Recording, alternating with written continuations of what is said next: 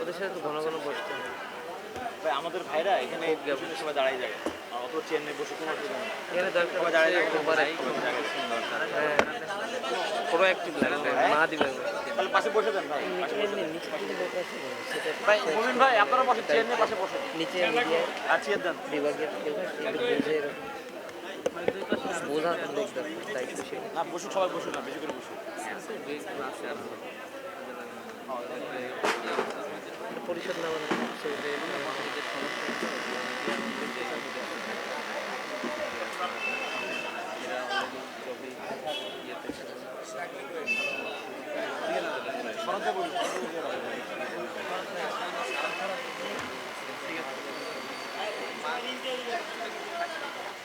যাবো কিনা সবাই এখন সেট হয়।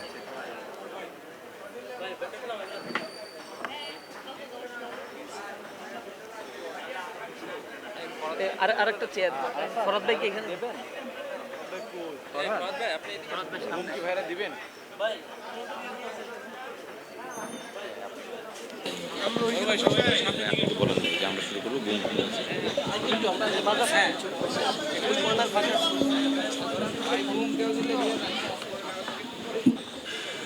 জি ভাইরা, আপনারা আর কি কেউ দেবেন? বুম থাকলে দিয়ে দেন, আমরা শুরু করবো ইনশাল্লাহ।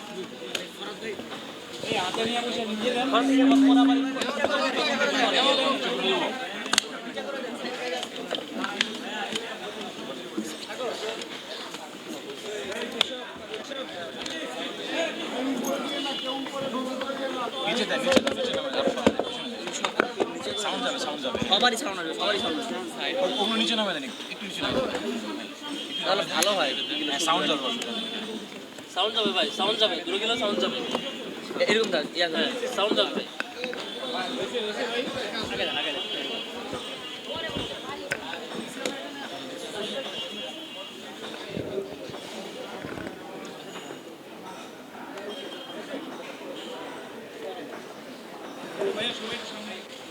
বিসমিল্লাহির রহমানির রহিম। প্রিয় সাংবাদিক ভাইয়েরা, জুলাই অভ্যুত্থানের দ্বিতীয় বর্ষপূর্তি উপলক্ষে মাসব্যাপী কর্মসূচি ঘোষণা করবেন ইসলামী ছাত্র শিবিরের কেন্দ্রীয় সভাপতি নুরুল ইসলাম সাদ্দাম ভাই।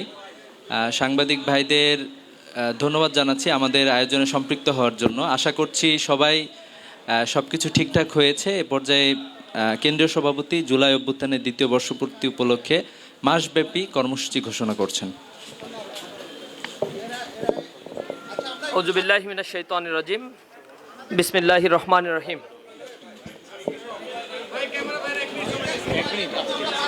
আচ্ছা, 1 মিনিট সময় দেওয়া হলো ভাই, আপনারা সবাই ঠিক হয়ে যান ইনশাল্লাহ।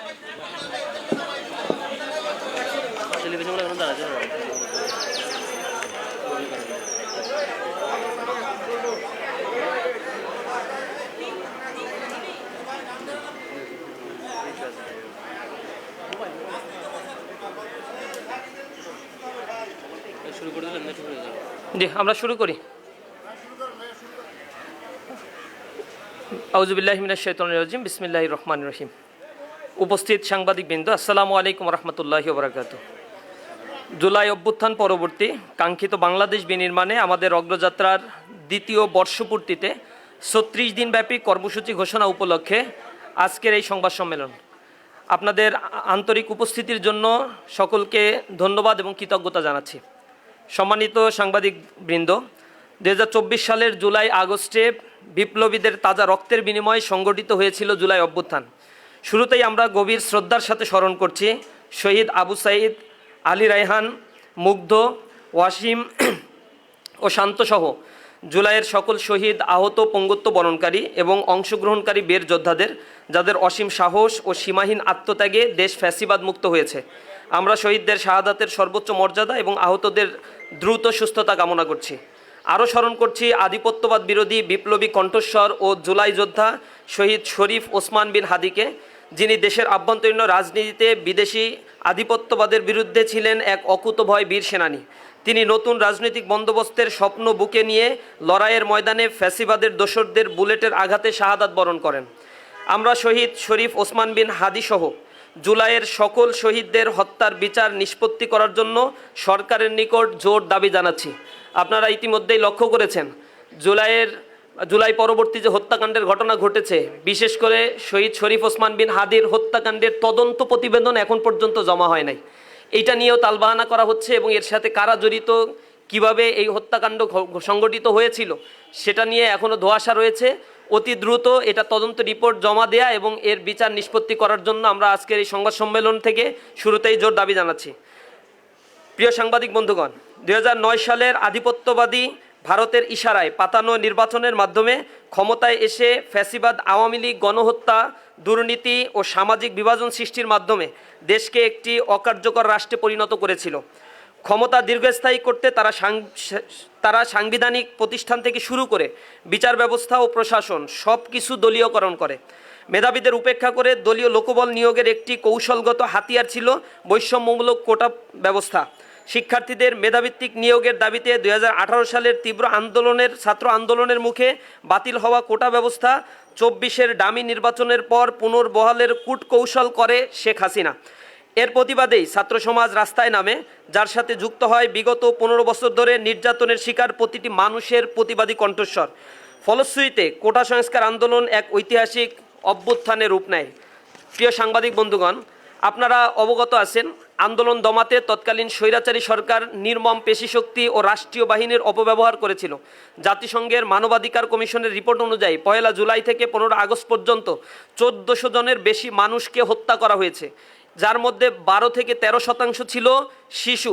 রাজপথ থেকে শুরু করে বাসার ছাদে খেলায় মগ্ন শিশুরাও বুলেটের শিকার হয়েছে ফ্যাসিবাদী হাসিনার প্রশাসনের হাতে।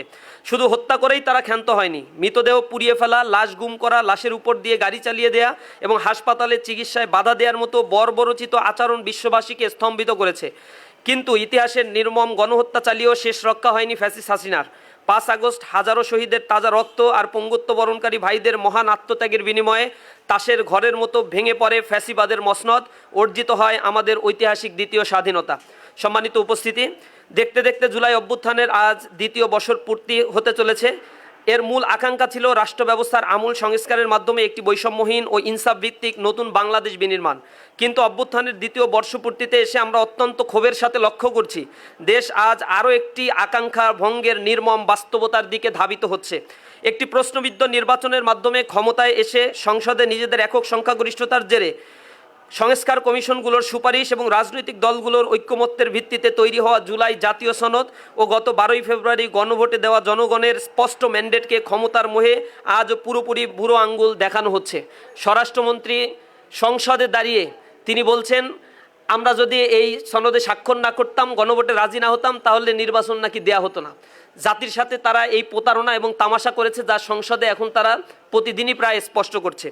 প্রশাসনে ফ্যাসিবাদের দোসরদের পুনর্বাসন, অভ্যুত্থানের স্পিরিট বিরোধী নানামুখী সিদ্ধান্ত এবং শহীদের রক্তের সাথে আপোষের এক নীরব চেষ্টা চলছে। একই সাথে বিগত ফ্যাসিবাদের করা গণহত্যার বিচার প্রক্রিয়া থমকে আছে, যা শহীদের আত্মার সাথে চরম অবমাননার শামিল। ক্ষমতায় এসে স্বাধীন বিচার বিভাগ গঠনের লক্ষ্যে জারি করা সুপ্রিম কোর্ট সচিবালয় অধ্যাদেশ এবং বিচারক নিয়োগ অধ্যাদেশ বাতিল করে পুনরায় দলীয়করণের মাধ্যমে দলীয় আজ্ঞাবহ প্রতিষ্ঠানে পরিণত করা হয়েছে। দেশের অর্থনৈতিক প্রতিষ্ঠানগুলো চরম অস্থিরতায় আজ পুরো রাষ্ট্রকে দেউলিয়া করার ঝুঁকিতে ফেলেছে। ব্যাংকিং খাতে খেলাপি ঋণের পরিমাণ যখন আকাশচুম্বী, তখন টিআইবি এর হলফনামা ভিত্তিক রিপোর্টে দেখা গিয়েছে বর্তমান বিএনপির সংসদ সদস্যদের প্রায় 59% প্রার্থী ঋণ খেলাপি। বিগত আমলের ফ্যাসিবাদী কায়দায় আজ দেশের বিভিন্ন স্তরে নিজেদের পছন্দের প্রশাসক নিয়োগ, বিশ্ববিদ্যালয়গুলোতে মেধার তোয়াক্কা না করে চরম দলীয় আনুগত্যশীলদের ভিসি ও প্রক্টর নিয়োগ দিয়ে শিক্ষা প্রতিষ্ঠানগুলোকে আবারও দলীয়করণের দিকে ঠেলে দেওয়া হয়েছে। দেশের আইন শৃঙ্খলা পরিস্থিতি আজ পুরোপুরি ভেঙে পড়েছে, সামাজিক নিরাপত্তা বলতে কিছুই নেই। বিশেষ করে দেশের ধর্ষণ ঘটনা আজ এক ভয়াবহ মহামারী আকার ধারণ করেছে। অবুঝ শিশু থেকে শুরু করে বৃদ্ধা কিংবা প্রতিবন্ধী নারী আজ কেউই রেহাই পাচ্ছে না। বিচারহীনতার সংস্কৃতি, অপরাধীদের রাজনৈতিক আশ্রয় দেওয়ার কারণেই আজ এই দানবীয় পরিস্থিতি তৈরি হয়েছে। চাঁদাবাজিকে প্রাতিষ্ঠানিক রূপ দেওয়া হয়েছে।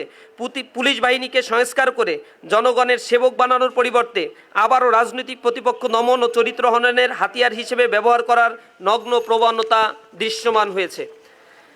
প্রিয় সাংবাদিক বন্ধুগণ, বিএনপি সরকারের প্রথম 100 দিন টিআইবি এর সাম্প্রতিক প্রতিবেদন পুলিশ সদর দপ্তরের তথ্য এবং বিভিন্ন গণমাধ্যমে প্রকাশিত প্রতিবেদনে দেশের আইন শৃঙ্খলা পরিস্থিতির একটি উদ্বেগজনক চিত্র ফুটে উঠেছে। সরকার গঠনের প্রথম 100 দিনে দেশ জুড়ে রাজনৈতিক সংঘাত, বিশেষ করে ক্ষমতাসীন দল বিএনপির অভ্যন্তরীণ কোন্দল আইন শৃঙ্খলা পরিস্থিতির অবনতিকে আরও প্রকট করেছে। উল্লেখিত প্রতিবেদন ও তথ্য অনুযায়ী সরকার গঠনের প্রথম 100 দিনে দেশ জুড়ে 915টি খুন, 209টি ধর্ষণ, 3496টি নারী ও শিশু নির্যাতন, 196টি অপহরণের ঘটনা ঘটেছে। একই সময়ে 294টি ছিনতাই, 90টি ডাকাতি, 2214টি চুরি এবং মাঠ পর্যায়ে কর্তব্যরত পুলিশের উপর 129টি হামলার ঘটনাও রেকর্ড করা হয়েছে। জননিরাপত্তার এই নাজুক পরিস্থিতি দেশের সামগ্রিক স্থিতিশীলতার জন্য একটি বড় চ্যালেঞ্জ হয়ে দাঁড়িয়েছে। কেবল মে মাসেই 32টি মব কিলিংয়ের ঘটনা রিপোর্টে উঠে এসেছে। একই সময়ে 30 থেকে 36 জন গণধর্ষণের শিকার হয়েছে। গত 4 মাসে অন্তত 118টি শিশু ধর্ষণের ঘটনা ঘটেছে। কেবল মে মাসেই 215টি নারী নির্যাতনের শিকার হয়েছে, যার মধ্যে 56 জন প্রাণ হারিয়েছে। জুন মাসের চূড়ান্ত প্রতিবেদন এখনও আনুষ্ঠানিকভাবে প্রকাশিত না হলেও প্রথম 25 দিনেই 2.5 শতাধিক নারী ও শিশু নির্যাতনের শিকার হয়েছে। লক্ষ্মীপুরে মা ও 3 মেয়ে সহ অন্তত 18 জন নিহত হয়েছে। উদ্বেগজনক বিষয় হলো উল্লেখিত ঘটনাগুলোর একটি বড় অংশে ক্ষমতাসীন দল বিএনপির নেতাকর্মীদের সম্পৃক্ততার অভিযোগ উঠে এসেছে। আগস্ট 2024 থেকে এ পর্যন্ত সংগৃহীত তথ্য বিশ্লেষণে দেখা যায় বিএনপি এবং তার বিভিন্ন অঙ্গ সংগঠন যেমন ছাত্রদল, যুবদল, শ্রমিক দল, স্বেচ্ছাসেবক দলের নেতাকর্মীদের বিরুদ্ধে নারীর প্রতি সহিংসতা সংশ্লিষ্ট 108টি গুরুতর অভিযোগ উঠে এসেছে। এর মধ্যে রয়েছে 69টি ধর্ষণ, 15টি গণধর্ষণ, 12টি ধর্ষণ চেষ্টা, 9টি ঘটনায় ধর্ষকদের আশ্রয় প্রশ্রয় দেওয়ার অভিযোগ উঠে এসেছে। একই সময় বিএনপির নেতাকর্মীদের বিরুদ্ধে 287টি খুনের ঘটনাও বিভিন্ন সূত্রে উঠে এসেছে। এসব পরিসংখ্যান স্পষ্টভাবে নির্দেশ দেয় যে রাজনৈতিক আশ্রয় প্রশ্রয়ে একটি অপরাধী চক্র দেশের আইন শৃঙ্খলা পরিস্থিতিকে মারাত্মকভাবে অবনতির দিকে ঠেলে দিয়েছে এবং সারা দেশে জননিরাপত্তা আজ গভীর সংকটের মুখে পতিত হয়েছে। প্রিয় সাংবাদিক বন্ধুগণ, রাজনৈতিক মতবিরোধ ও ভিন্ন মত পোষণের কারণে মানুষ হত্যা ছিল ফ্যাসিবাদী হাসিনা সরকারের অন্যতম রাজনৈতিক সংস্কৃতি। কিন্তু অত্যন্ত পরিতাপের বিষয়, ফ্যাসিবাদ উত্তর বাংলাদেশে বর্তমান সরকারের আমলেও আমরা সেই একই পুরনো অপসংস্কৃতির পুনরাবৃত্তি দেখতে পাচ্ছি। আপনারা জানেন 2025 সালের ডিসেম্বর মাসে রাজধানীর তেজগাঁও কলেজে ছাত্রাবাসে মাদক সেবন এবং আধিপত্য বিস্তারকে কেন্দ্র করে ছাত্রদলের 2 গ্রুপের মধ্যে রক্তক্ষয়ী সংঘর্ষের জেরে কলেজের মাধ্যমিক বিজ্ঞান বিভাগ, উচ্চ মাধ্যমিক বিজ্ঞান বিভাগের দ্বাদশ শ্রেণীর শিক্ষার্থী সাকিবুল হাসান রানাকে হত্যা করে ছাত্রদল। অথচ জুলাই অভ্যুত্থানের অন্যতম আকাঙ্ক্ষা ছিল সন্ত্রাস, হানাহানি, দলীয় লেজুর ভিত্তিমুক্ত শিক্ষাঙ্গন প্রতিষ্ঠা এবং জ্ঞান গবেষণা, মুক্ত বুদ্ধি চর্চা ও নৈতিক মূল্যবোধ বিকাশে সহায়ক নিরাপদ ক্যাম্পাস বিনির্মাণ করা। কিন্তু জুলাই অভ্যুত্থানের সেই আকাঙ্ক্ষাকে বিসর্জন দিয়ে অতীতে সংগঠিত সন্ত্রাসী কর্মকাণ্ডের কালো ইতিহাস থেকে ন্যূনতম শিক্ষা না নিয়ে সরকার দলীয় সংগঠন ছাত্রদল বর্তমানে শিক্ষাঙ্গনে আবারও বর্বরচিত সহিংসতার পুনরাবৃত্তি ঘটাচ্ছে। শুধু তাই নয়, গত 10 জুন নোয়াখালীর সেনবাগে মসজিদের সামনে মাদক বিক্রির প্রতিবাদ করায় স্থানীয় শহীদ জিয়া স্মৃতি সংসদের সভাপতি এবং বিএনপি বিগত ফ্যাসিস্ট সরকারের সময়ে সবচেয়ে বেশি ক্ষতিগ্রস্ত হয়েছিল শিক্ষা প্রতিষ্ঠানগুলো। বিশ্ববিদ্যালয়, অন্যান্য উচ্চশিক্ষা প্রতিষ্ঠানে প্রশাসনের দলীয় অনুগত ব্যক্তিদের বসিয়ে এবং পেটোয়া বাহিনী ছাত্রলীগকে ব্যবহার করে শিক্ষাঙ্গনগুলোকে সন্ত্রাস, দখলদারিত্ব, ভয়ের অভয়ারণ্যে পরিণত করা হয়েছিল। সেই দুঃসহ পরিস্থিতির অবসান ঘটিয়ে একটি নিরাপদ ও স্বাধীন শিক্ষাঙ্গনের প্রত্যাশায় দেশের শিক্ষার্থীরা জুলাই অভ্যুত্থানে গুরুত্বপূর্ণ ভূমিকা পালন করেছিল।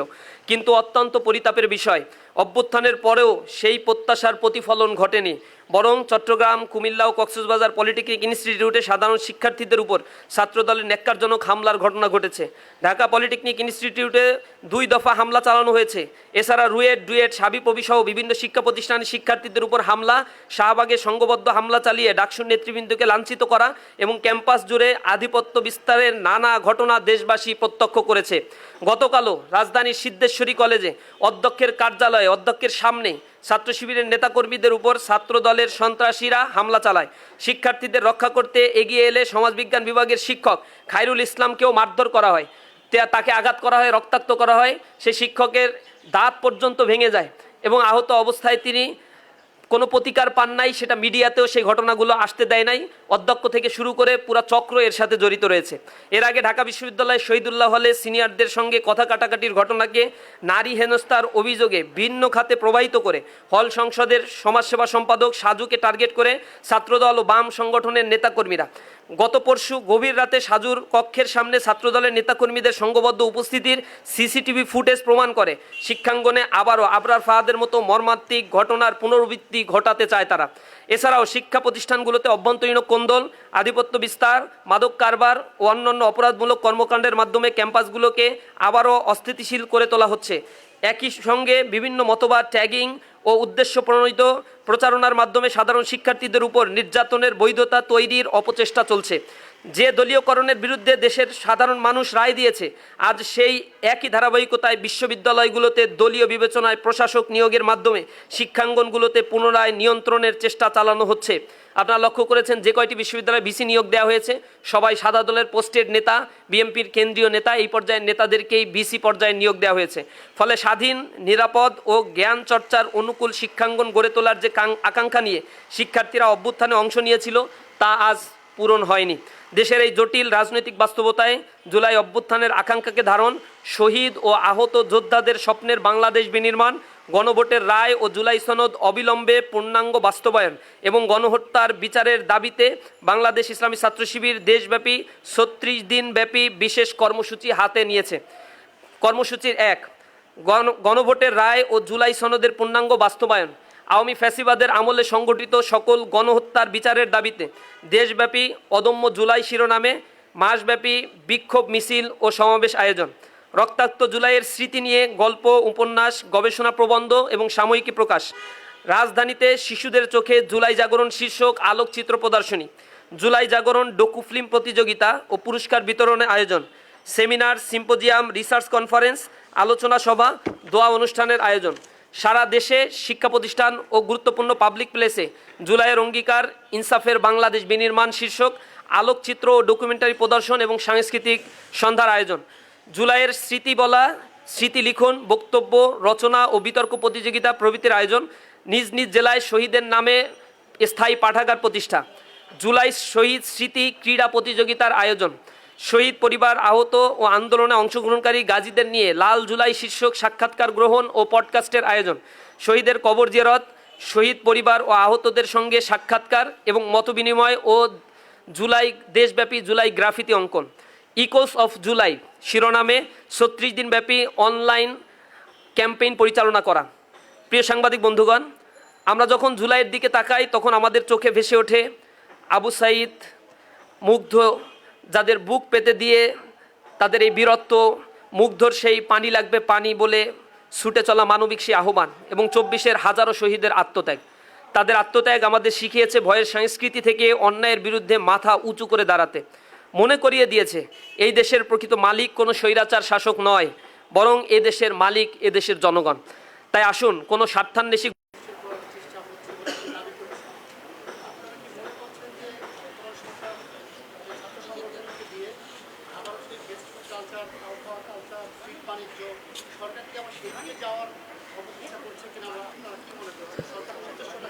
করে একটা বিচ্ছিন্ন ঘটনাকে কেন্দ্র করেই মূলত এর উৎপত্তি হয়েছে এবং আমরা দেখেছি সেখানে রাতের বেলায় বাম ছাত্র সংগঠন, ছাত্রদলের নেতাকর্মীরা সেখানে আবার মহড়া দিয়েছে এবং ছাত্রদলের ডাকসু নির্বাচন করেছিল এজিএস পদে।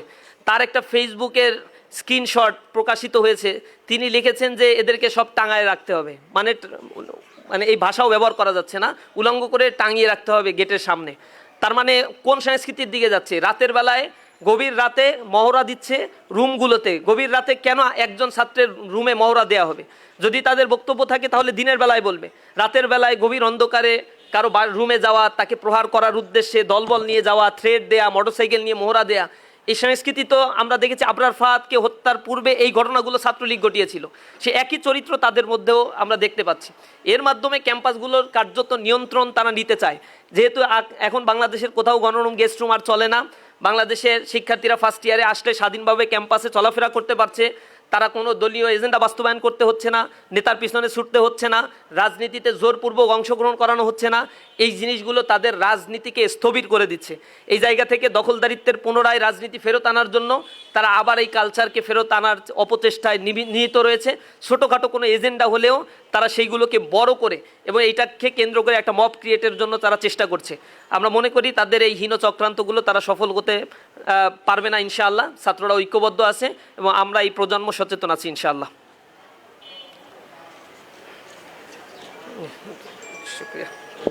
ঠিক আছে, আর কারো মনে হয় প্রশ্ন নাই? আচ্ছা, আর কারো প্রশ্ন না থাকে? জি। আসসালামু আলাইকুম, আমার নাম ফাহিম মোনায়েম, বৈশাখী টেলিভিশনে আছি সিনিয়র রিপোর্টার। আমরা দেখেছি যে জুলাই আন্দোলনে যারা আহত এখনো হাসপাতালে ভর্তি আছে এবং যারা ভাতা পাচ্ছে তারা আসলে আশঙ্কার মধ্যে আছে, তারা ভাতা পাবে কিনা সামনে এই অনিশ্চয়তার মধ্যে আছে এবং আহতদের চিকিৎসাও সেই রকম ভাবে হাসপাতালগুলো দিচ্ছে না। এই জায়গায় আপনারা নতুন করে আন্দোলন হলে বা সেই জায়গায় উৎসাহী হারাবে, মানে অনুৎসাহী হবে, কিন্তু আপনারা এদের চিকিৎসা বা এই যে যারা ভাতা পাচ্ছে না তাদের জন্য এই জুলাই যে মাসব্যাপী কর্মসূচি নিয়েছেন তাদের জন্য কি করবেন? না, আমরা আহতদের যারা ছিল ইসলামী ছাত্র শিবিরের পক্ষ থেকে তাদেরকে নিয়ে নানা ধরনের কর্মসূচি পালন করেছি। তাদের চিকিৎসার যেটা প্রয়োজন সেগুলো আমরা আমাদের পক্ষ থেকেও করার চেষ্টা করেছি। এবং আপনারা জানেন গুরুতর আহত যাদের দায়িত্ব রাষ্ট্র গ্রহণ করেছিল, এগুলোর বাইরেও বিচ্ছিন্নভাবে প্রায় 30,000 মানুষ এখানে আহত হয়েছিল। দেশব্যাপী এই আহতদের পাশে দাঁড়ানো, তাদের চিকিৎসা সেবা নিশ্চিত করার জন্য সরকারের সাথে নেগোসিয়েশন করা, বিভিন্ন মাধ্যমগুলোতে আমরা আমাদের প্রচেষ্টা অব্যাহত রেখেছি এবং এখনও যারা এই ব্যাপারে আমাদের সাথে আসছে, আমাদের কাছে সহযোগিতা চাচ্ছে, আমরা সহযোগিতা করছি। যারা এখনও ভাতা পাচ্ছে, গেজেটভুক্ত রয়েছে, সরকার নানা উদ্যোগ গ্রহণ করেছে, আমরা আশা করি সরকার এই ব্যাপারে আরও বেশি সদিচ্ছার পরিচয় দেবে। এখানে একটা মন্ত্রণালয়কে অ্যাসাইন করা হয়েছে, মন্ত্রণালয় রয়েছে জুলাইকে কেন্দ্র করে এবং জুলাই স্মৃতি জাদুঘর রয়েছে। স্বাভাবিকভাবেই এই স্মৃতি জাদুঘর থেকে শুরু করে অন্যান্য মন্ত্রণালয়ে যে সুযোগ সুবিধা ইন্টারিম গভর্নমেন্ট তৈরি করেছিল সেগুলো যেন চালু থাকে, এ ব্যাপারে গভর্নমেন্টের প্রতি আমাদের তো আহ্বান থাকবে। জুলাই আহত, পঙ্গুত্ব বরণকারী, জুলাই যোদ্ধাদেরকে নিয়ে, শহীদ পরিবার নিয়ে আমরা মাসব্যাপী আয়োজন করব। প্রশাসনের মাধ্যমে, মিডিয়ার মাধ্যমে আমরা আমাদের যতটুকু যোগাযোগ রয়েছে এর মাধ্যমে আমরা বলার চেষ্টা করব। সংসদে দাঁড়িয়েও বিরোধী দলও এ ব্যাপারে ভয়েস রেজ করবে। আশা করি যারা আহত রয়েছে তাদের চিকিৎসা নিশ্চিত হওয়ার আগ পর্যন্ত আমরা তাদের পাশে থাকবো ইনশাআল্লাহ।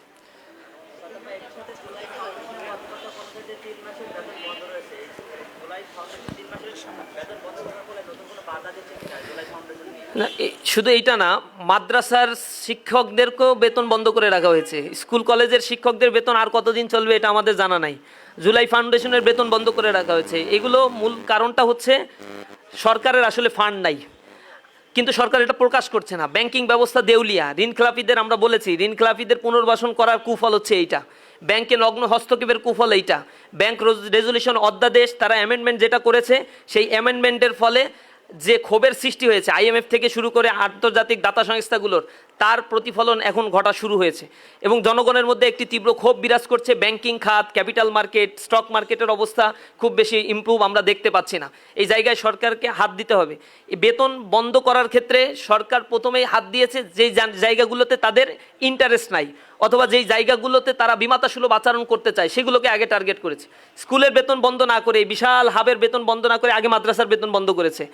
আগে জুলাইয়ের বেতন বন্ধ করার আগে তো সংসদ সদস্যদের বেতন বন্ধ করার দরকার ছিল, এমপি মন্ত্রীদের সুযোগ সুবিধা বন্ধ করার দরকার ছিল।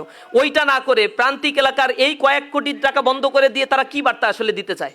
এটা খুব বেশি ভালো কিছু বয়ে নিয়ে আসবে না। এতে জনগণ ফুঁসে উঠবে এবং জনগণ কথা বলবে। আমরা সরকারকে বলতে চাই যে অনতিবিলম্বে এই চরিত্র পরিহার করুন। সর্বপ্রথম যদি কারো বেতন বন্ধ করার দরকার হয়, সর্বপ্রথম মন্ত্রীদের বেতন বন্ধ করা উচিত, দ্বিতীয় যাদের বেতন বন্ধ করা উচিত এমপিদের বেতন বন্ধ করা উচিত, এরপরে সচিব উপর থেকে বেতন বন্ধ করবেন। যারা স্বাবলম্বী, যাদের 10 মাসের বেতন বন্ধ করলেও ঠিকঠাক মতো চলতে পারবে, এর আগে বেতন বন্ধ করা উচিত। রুট লেভেল থেকে বেতন বন্ধ করে টাকা নাই এই এই কথাবার্তা বলার কোনো সুযোগটা নাই। আমরা এটা ইন্টেনশনালি মনে করছি সরকারের পক্ষ থেকে কিছু জায়গাকে বাছাই করা হয়েছে এবং সেই জায়গাগুলোকে পরিকল্পিতভাবে ধ্বংস করার জন্যই এই পায়তারাগুলো ধীরে ধীরে ধারাবাহিকভাবে তারা করার জন্য চেষ্টা করছে। সরকারকে এই জাতীয় কর্মকাণ্ড থেকে আমরা বিরত থাকার জন্য আহ্বান জানাই। ধন্যবাদ সবাইকে।